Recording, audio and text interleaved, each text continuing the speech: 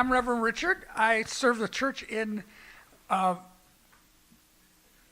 Virginia Beach, Virginia, Unity Renaissance. And I have some friends from my home state. Did you guys move down here, or are you still up in? Oh, you do? Awesome. Oh, that's nice. And I just booked a gig up in Fairfax. I'm going to be there next month, and then you guys won't be there. It's awesome, awesome. So anyway, thank you very much for being here. You know, back in June, my wife and I my wife Paula, we took a Viking cruise. We really splurged because it was our 15th anniversary, and it was in the Mediterranean, you know, around we started in Venice and ended up in Athens. And just beautiful scenery. Of course, you know, if you've ever been to the Mediterranean, you know it's all great. We're so looking forward to it. But the thing we're looking forward to most was chilling in the hot tub. We don't get access to a hot tub where we live. We love the idea that this ship had 3 hot tubs in it. So on the second night, Paul and I decided to go on a tub crawl. And we were go from tub to tub and figure out which tub worked best for us. So we started with the one at the front of the ship. You know, there's always like 2 to 5 people in the hot tubs, and, you know, strangers, and I'm getting ready for that old, you know, slide into the hot tub with strangers awkwardness, and I was going to just slip down there and find my little seat, find my jet, and just, you know, kind of keep my head down and let everybody do their thing. Well, here comes my wife, Paula. She steps in there and goes, "Oh, baby, that's what I'm talking about." Woo! You know, she was first. I guess it's been building up for a long time. Well, it just cracked everyone up. It broke the ice, and immediately we started talking, you know, to people we hadn't met before, and making friends. You know, it was just a wonderful way to break the ice. The second hot tub was in the middle of the ship by the pool, and same kind of thing with me. And as soon as Paula got in, you know, she complimented somebody's swimsuit as she was getting in the pool, and the lady was just blown away that someone would compliment her swimsuit, and they started talking, and before you know it, the whole tub was talking again. We're talking about our travels, you know, people who love to travel, and making, you know, kind of making friends. Then we got to the third hot tub. I know this sounds like the Three Little Bears story. It was just right. No, the third hot tub was in the ship's spa. Okay, and there was a snow room, and there was an ice bucket that you could dump on you. I do not recommend that. It's really, really shocking. And a pool, and then a beautiful hot tub. And I thought this time I would try to strike up a conversation, and I did. Just hey, how you doing? What's going on? Where are you guys from? Just open it up, conversation. And before you knew it, we were talking away, and we had interesting conversations with people that, you know, we got to know them even for just a brief visit, and we left kind of feeling like we'd made friends, even though we kind of knew we'd probably never see them again. But and yes, we decided that the spa at the back of the ship, that would be our go-to hot tub. And my wife, my self-professed introvert, she was the life of the tub crawl that day. You know, so I was inspired. I tell you this because there are signs of a person. The signs of an open-hearted person. We're talking about hearts wide open tonight. And I'll tell you a little bit more about that. But the signs of an open-hearted person is somebody that's easy to strike up conversations with strangers. Not only because they can strike up conversations with strangers, but because they do strike up conversations with strangers. They're usually very authentic, very warm, unimposing, very present with you. And, you know, Paula just exemplified this open-heartedness so much during the cruise. She's still an introvert, but she was willing to step outside of her comfort zone to get to know people she did not know. So the rest of the cruise, I was inspired by that example, and I started conversations with people I didn't know, and because I wanted to be curious about them, and I would compliment them, and, that was... Most people just love to be complimented, if you don't know that. And I found most folks love to talk about themselves if you let them. And it's really a sign of trust if they really open up to you. So as I opened my heart to them, they were able to open their hearts to me. And I found that as I connected, the more and more strangers I connected with and got to know, that the more my heart felt open to that. I noticed how similar we were and how we dealt with our problems in similar ways, even though we were from vastly different walks of life. And everyone seemed to have this certain faith, no matter what was going on with their life, excuse me, that everything was going to be all right. There's an undercurrent of faith. I think it's just the human nature of us to have faith that things will be going right for us. So I told you that because I'm in a study group in my home church, Unity Renaissance, and we're looking at Gary Zukav's book. Gary's a New York Times best-selling spiritual author. His books are very popular in the Unity movement. His latest one is called Universal Human. And he's really talking about this time in our history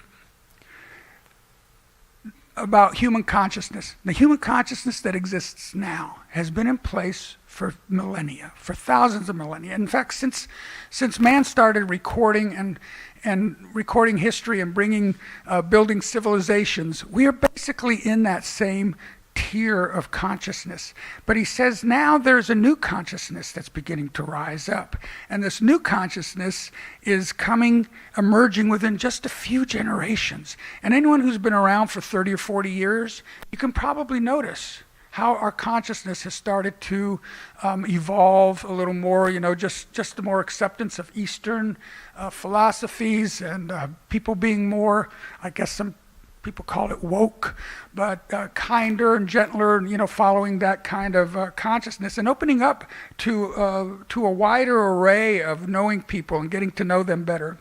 But he says it's the evolution, he calls it the evolution from 5-sensory human beings to multisensory human beings. And you may hear the term, multisensory human beings a couple times, but it's where we are going in our consciousness. And he says that all of the social structures that are in place now, things like our governments, religion, education, healthcare, these have not changed. They look like they've changed, but the basis for them is still the same as it's been since the beginning. And that is because they're based on external power. All of our social structures are based on the need for profit and power over others. And this is just not going to it's not going to fly with the multisensory consciousness that's emerging around the world right now.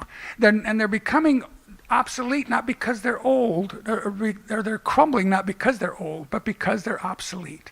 And that's the reason they're obsolete, because as they crumble, they're going to be replaced by a new consciousness. Gary Zukav calls it authentic power.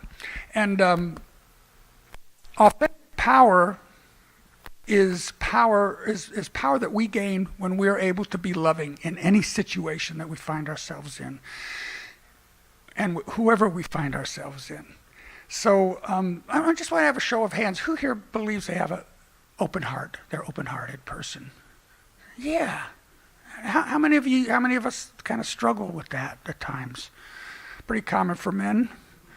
I've got my hand up. That's why I'm doing this talk, hoping I can learn a little bit about that. So the second reason I want to do this is because I really believe that watching our heart and being conscious of when it opens and closes is a very valuable spiritual tool for claiming our authentic power. Zukav says becoming loving becoming loving all the time, in every circumstance, that is authentic power. So the good news is that being open-hearted is really our natural state. It's the way we were created. Of course, we're created in the image and likeness of God. Of course, we think of God as being open-hearted, even though there's, the heart of God. But the truth is that our spiritual practice is about noticing when our hearts are opening and closing, because we all have open hearts, okay?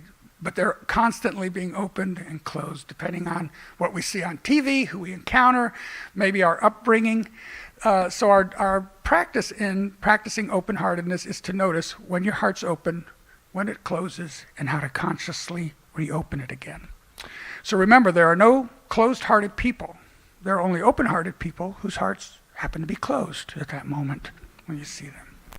So I myself was raised in a very stoic, old-school Lebanese upbringing with my dad, my two older brothers, and my mom. So not a whole wasn't the greatest arena for open-heartedness there.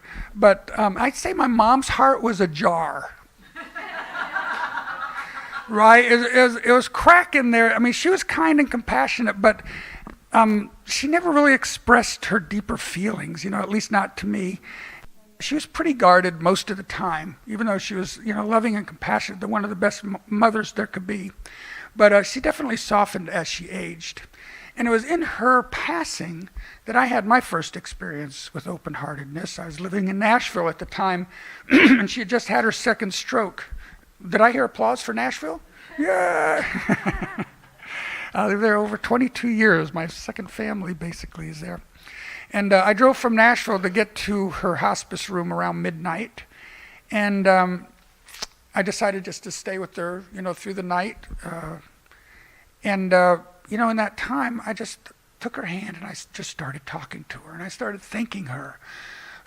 She was unconscious. I was thanking her for everything she'd done, the meals she'd made, how she stuck up for us three boys growing up. And for giving me the gift of music. My mom was very musically gifted and kind of handed down to me to carry on the torch of that. And I'm so glad and inspired. She was really a child prodigy, piano and a jazz singer.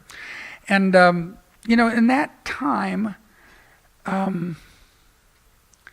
I felt her hand just twitch a little bit. It could have been a muscle twitch, or it could have been her consciously squeezing. I believe it is because, you can hear even though you're unconscious. And I just felt my heart open and just burst into tears. And I sat there with her and just cried, and I'm sure if she heard what I was saying, she was hearing me, just crying and I was afraid of losing her. So, of course, when I got back around my brothers and my father, my heart closed up again because, we were the stoic boys and we're supposed to handle the loss of our mother like men do, So there was an instance when my heart opened, my heart closed, and I was searching for how to open it again. So how do you know when your heart is closed? I know when my heart is closed, I don't feel joy. I kind of lose the joy in life and the simple things that I love doing. I don't find joy in them. I feel like my heart's closing up. I slip into victim-mindedness. When your heart's closed, you become a victim. And, my phone hates me, that kind of victim. Like someone is out to get me. I anger more easily. I'm a little more on the edge of things that just set me off. And I know I can tell my heart's closed when that happens. And because this is all fear-related. Those are all fear-related things. When your defenses go up, it gets harder for people to know me when my defenses go up. Fear is the only thing that can close an open heart. So when you feel your heart closing, it's fear of something, fear of being vulnerable, fear of being known, fear of letting others see who you really are. COVID closed many of our hearts. We went into lockdown. Social distancing made it really difficult for us to get to know each other. And of course, the divisiveness around the vaccines and the political climate made us a little wary about getting to know and approach strangers during that time. And that's just hung over. People say, it's been said that the effects of COVID on our society are going to go on for another at least 10 more years from the time. So we've got until, 2030 or so before we start getting back to our normal place. And if we do our work as open-hearted people, multisensory beings, we may get there sooner. And beside that, we're now seeing these horrific images from the wars in Gaza, from the wars in Ukraine, 2 assassination attempts on a former president, and the mix of politics and religion that's even causing more racism and oppression. And all of this is conveniently transmitted into our homes for our viewing enjoyment. So it becomes hard not to be desensitized. It would be very easy to become desensitized to the pain and the violence that we see, but that would mean closing our hearts up, and we do not want to do that. Becoming desensitized to the pain that's going on around us robs us of our humanity, basically, and makes us just, more like the animals who have no choice in how they feel. We do. There's an award-winning author, New York Times columnist. His name is David Brooks. I listened to this podcast. He had a podcast titled Staying Humane in Inhumane Times. He asked the question, how do we live in this brutal environment without being brutalized ourselves? How do we live in this brutal environment without taking it on and desensitizing ourselves to that? Especially in a world gone wild. To remain open-hearted in the face of violence, to remain open-hearted in the face of injustice, to remain open-hearted in the face of personal attacks on yourself, it really takes an act of heroism to remain loving in those situations. So I'm going to ask you all today to be heroes. Are you ready to sign up for that? For all to be heroes today? Thank you. The author James Baldwin said that, is this a slide? Did you guys have the slides or we didn't? Okay. So the quote is, the world is held together by the love and compassion of a very few people. And Gandhi backs this up with a quote of his from a while back that says, the pure love of one soul can offset the hatred of millions. Think about that. The world is held together by the love and compassion of a very few people, and the pure love of one soul can offset the hatred of millions. And those statements remind us that we can make a difference as individuals in what's going on in the world. This is how we contribute to our multisensory consciousness that's rising. Imagine how much hatred we could offset just with the folks in this room, just with us, as being heroes, stepping into the hero act there. And we're at this time in history to where we could be powerful agents of change. Our work is to usher in this new awakened consciousness. If anyone's familiar with spiral dynamics, it's the very top of the spiral we're getting ready to evolve to, and it's the transcend and include. That's the top, the highest tier of the spiral in spiral dynamics. It's a very interesting concept on comparing our human evolution and comparing it to our consciousness. It starts at the tribal consciousness, which is still, all the levels of the spiral still exist today, starting with the tribal and working up to the multisensory transcend and include consciousness. So we're here now to bring the wisdom of our open minds, the compassion of our open hearts, together for the greater good of all. And to replace external power with authentic power, to replace power that's meant to dominate, power for profit, and change to power that is meant to empower, power that is meant to empower others. So we're all up to the task, or we wouldn't be here in this incarnation. Amen? So let's put our, so here I go. Let's put on our superhero capes, and you'll just have to kind of remember these. I'm sorry that if I drop the ball on getting my slides, but here are 5 strategies for us in keeping your heart open. And the first one is, we must cultivate empathy, okay? Whether you encounter somebody you don't like or whether you encounter somebody you admire, it's always great to imagine yourself in their shoes. What would it be like to be in their shoes? Because when we practice empathy for someone, we become gentler and more compassionate with them. And then when we put ourselves in the shoes of those we admire, then we can feel what it's like to take on those qualities, and we can begin to emulate them ourselves. So when you're starting to get rubbed, if somebody rubs you the wrong way, just remember empathy. Put yourself in their shoes. What are they going through now? And it totally diffuses that spark of negativity. All right, number 2 is, this probably should be number 1. We set an intention to be open-mindedness. So I hope when you leave here today, you're going to start noticing when your heart's open and open-mindedness, open-heartedness. You're going to start noticing when your heart's open and closing, and maybe take some of this stuff to heart. Maybe pull out some more books. That Universal Human, it's a great book to read. Practice opening your heart by keeping your head up. Okay, so I used to, when I would pass a stranger, I'd be like this, maybe a nod. Instead of keeping your head up, smiling at the person, and maybe saying "How are you?" or just acknowledging that they're there.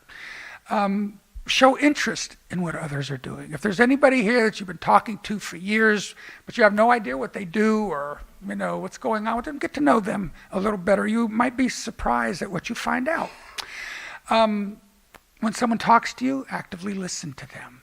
This is a good way for us to practice opening our hearts, because if we're actively listening to someone, we're really taking in what they're saying, and we're empathizing with them. We're more easily able to empathize.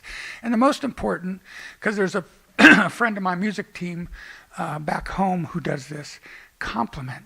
Give compliments. Give compliments copiously, as much as you can. I would say, Boyd, I just love the way you do that. And I'm not talking about nice shirt or, oh, you look great today. Make your compliments, give thoughtful compliments that begin with I love the way you, ... Or I noticed how you always, look deep and find a really deep compliment for somebody. It feels so good to receive those. And then once you see that face light up and in gratitude, it opens your own heart too. Try that with at least 2 people today. When you guys are fellowshipping afterwards, you'll see the glow, you'll feel your heart grow 2 sizes, as they say in the Grinch. All right, that's number 2. Number 3, focus on giving, not getting. I want to say this is really be of service. Find a place to be of service. Most of us have lived through the 60s, 70s, and 80s. It was kind of a me. I feel like those are me decades, where we were all about, what have I come here to get? What was the lesson I've been sent here to learn?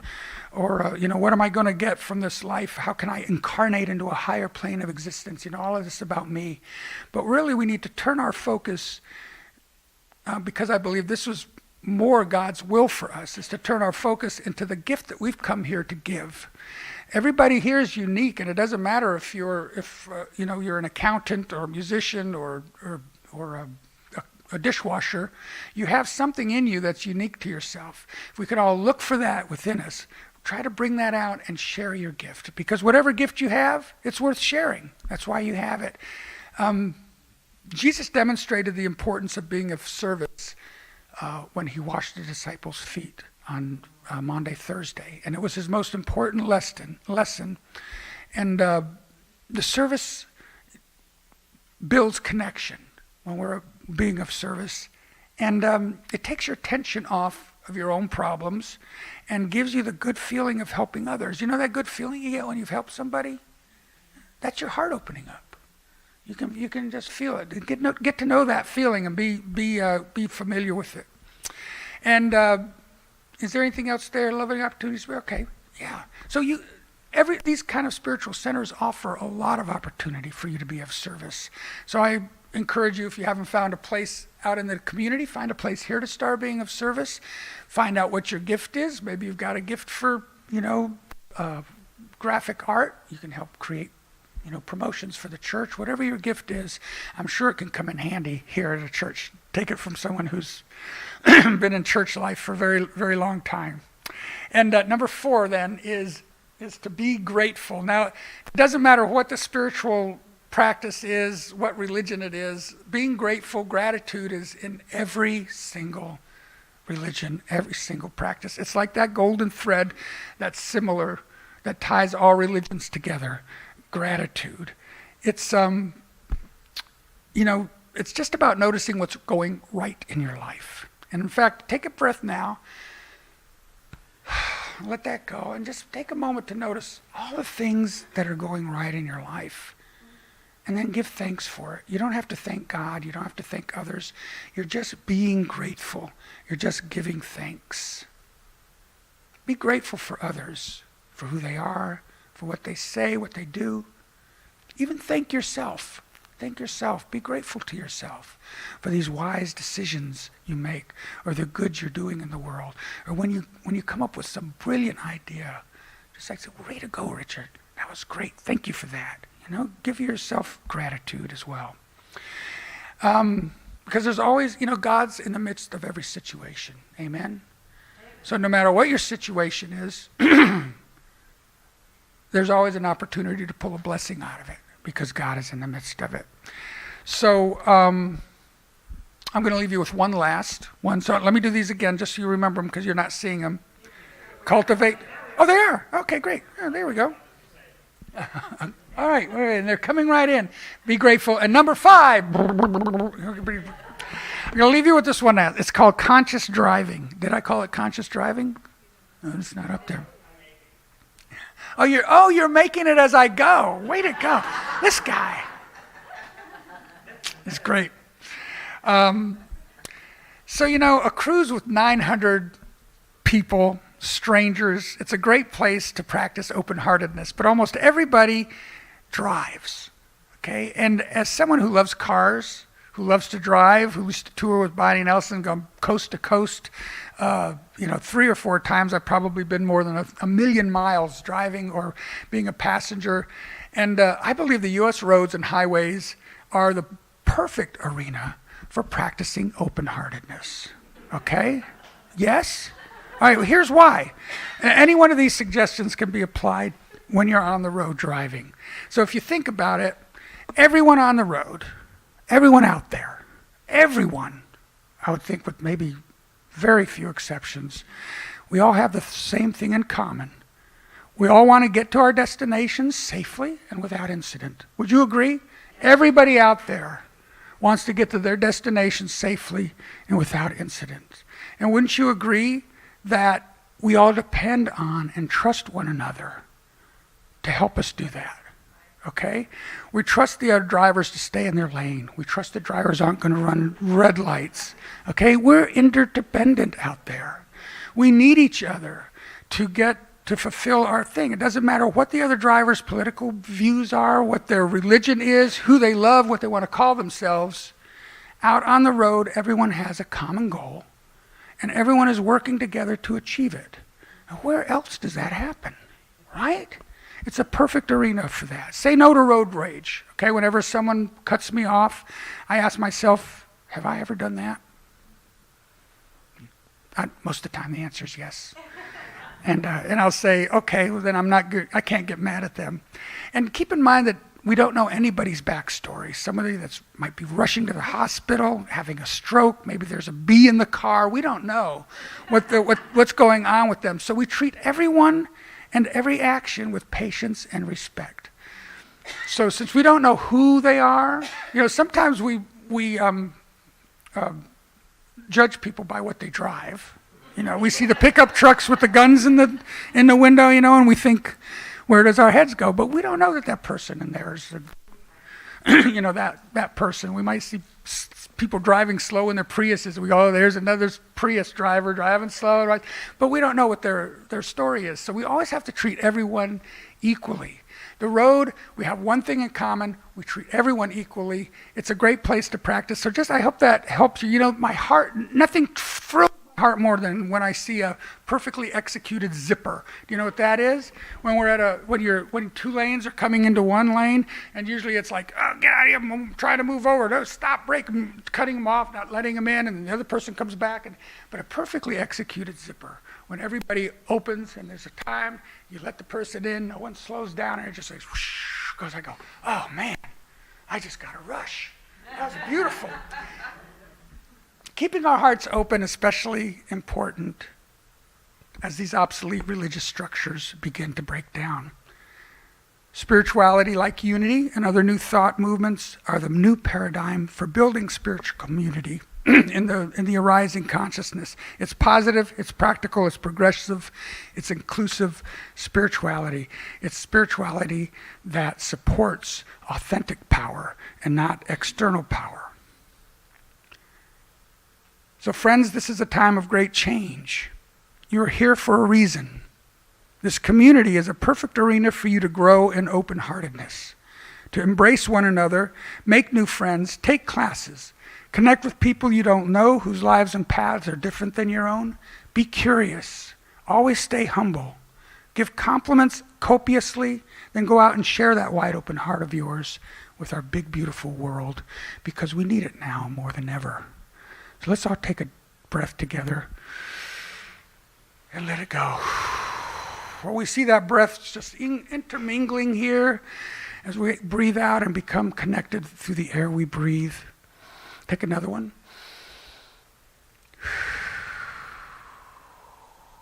Then let's go into a time of prayer time together.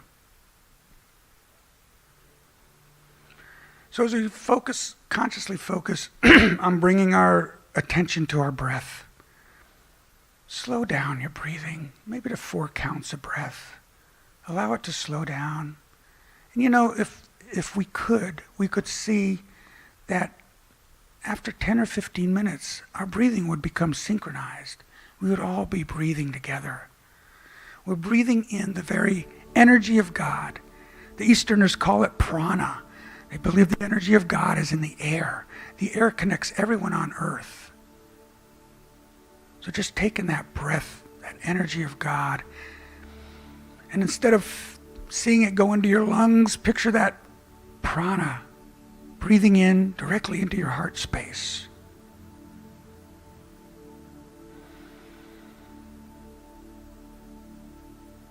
And as we take a breath and we exhale, and we breathe into that heart space, and we exhale, try to bring to mind a positive, inspiring experience. Something you have in your past that you can always bring up to inspire you. As you breathe into your heart space, allow that prana in. Try to grasp a feeling of gratitude, a feeling of health, of vitality, of joy. And for 3 or 4 more breaths, just do that. We're breathing in inspiration, and we breathe out release. And now we follow that breath into our heart space. I want you to picture that beautiful apparatus pumping precious life giving blood through your body, imbuing every cell with love. If we get into very deep breathing, you might even be able to hear your heartbeat and just picture every beat pumping love through your body.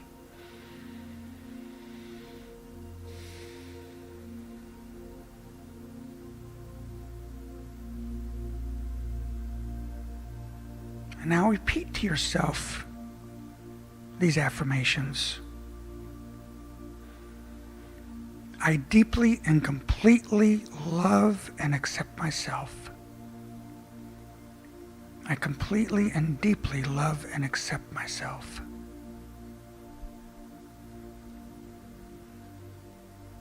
I live in harmony with others. I live in harmony with others.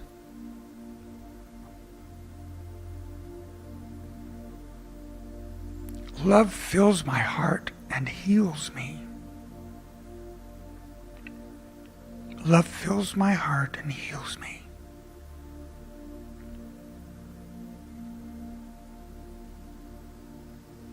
I rejoice in the success and good health of others. Whoever it is, I rejoice in the success and good health of others.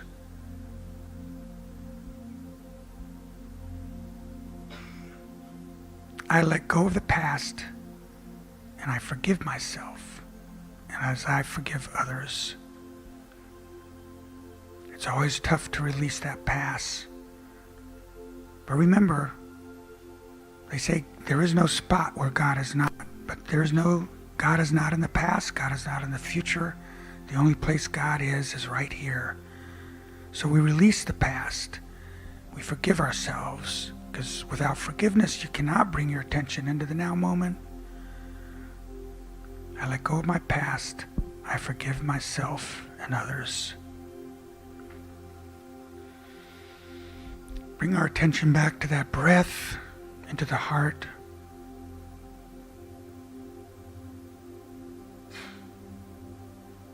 Bring your attention back into the sanctuary. Notice the energy of those around you. Open your eyes when it's comfortable for you. Jesus said, where 2 or more are gathered in my name, there I am in the midst of them. There is the Christ in the midst of us. When 2 or more are gathered and agree on a thing, it is made done by my Father in heaven. This morning we have agreed. We have agreed on a thing. We have agreed to be positive instruments for change in the world.